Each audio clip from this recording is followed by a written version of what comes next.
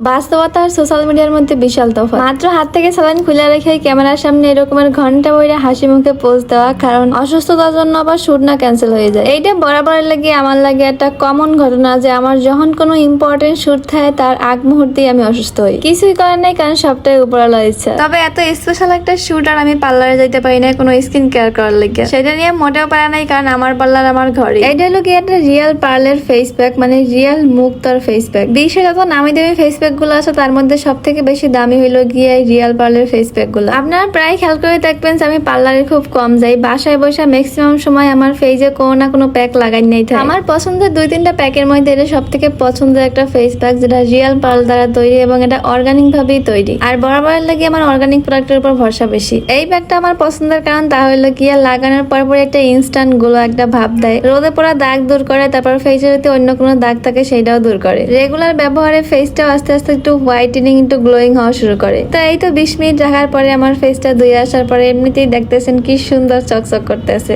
O by the way, এই প্যাকটা কিন্তু আপনারা জুইস অর্গানিক স্কিন কেয়ার পেজে পেয়ে যাবেন। যাই হোক, অসুস্থ শরীর নিয়ে স্কিন কেয়ার করা শেষ। তারপরে ঘটনা তো জানেনি, উঠতে উঠতে চলে এসেছি পার্লারে সাজুগুজু করার লেগে। আর এত সুন্দর ভাবে আমার মেকওভার করে দিয়েছিল প্রিটি লেডি বাই সোনিয়া আপু। তার মেকআপ আর হেয়ার স্টাইলের কথা কি কমো, মানে তার এক একটা হেয়ার স্টাইল দেখে আমি জাস্ট ফিদা। আমার মেকআপ যেমনই হোক না কারণ আমার হেয়ার স্টাইল নিয়ে সবসময় আমার মনে একটু খুঁতখুঁতা ভাব থাকে, কিন্তু তার হেয়ার স্টাইল দেখে আমার মুখে আর বলার কিছুই নেই ভাই। মেকআপ তো কমপ্লিট, এখন শুট করার পালা। কিন্তু অসুস্থ শরীর নিয়ে শুট করতে গেলে যা হয় মুডের পুরোই 12টা অবস্থা। অনেকের কাছেই মনে হইতে পারে অসুস্থ শরীর নিয়ে তাহলে শুট করার কি দরকার। ভাইরে ভাই, বাস্তবতা আর প্রফেশনাল লাইফের মধ্যে বিশাল তফাৎ। কারণ কোনো প্ল্যানিং করা শুট যদি একবার ক্যান্সেল হয়, সেই শুট আবার গুছাইয়ে আনতে আনতে আরো 2-3 মাস পার হয়ে যায়। জনিবের সাথে শুটের প্ল্যান ছিল অনেকদিন যাবত, সে যেহেতু পুরো একটা প্রফেশনাল এবং ব্যস্ত মানুষ, তো তার সাথে শুট যদি একবার ক্যান্সেল হয়। আর বরাবর লাগে আমি আমার কাজকে ভীষণ ভাবে ভালোবাসি। দুনিয়ার যাই কিছু হয়ে যাক না কারণ আমার কাজ হইলো গিয়ে আগে। শুধু ব্যাপারটা যে আমার এইরকমের না, সবাই সবার কাজ অনেক বেশি পছন্দ হয়েছে। জনি ভাইয়া আর দেখে আমি প্রায় মাঝে মাঝে অবাক হয়ে যে তার এতগুলা স্যালন বিজনেস, তারপর হইলো গিয়া গ্রুমিং ক্লাস, দেন একের পর এক শুট করা। মোট কথা হইলো আপনার কাজের প্রতি যদি আপনার ভালোবাসা না থাকে তাইলে ওই প্রফেশনে আপনি কখনোই সামনে আগাইতে পারবেন না। আপনার কাজ বা প্রফেশন যতই ছোট হোক না কারণ আগে সেটার প্রায়োরিটি দিতে হইবে।